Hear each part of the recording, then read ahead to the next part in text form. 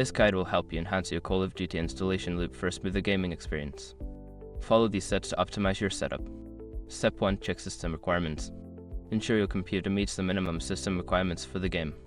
This includes checking your CPU, GPU, RAM, and available storage space to avoid installation issues. Step 2. Update drivers. Make sure all your drivers, especially your graphics card drivers, are up to date. Visit the manufacturer's website to download the latest versions, as this can improve performance and compatibility. Step 3. Disable background applications.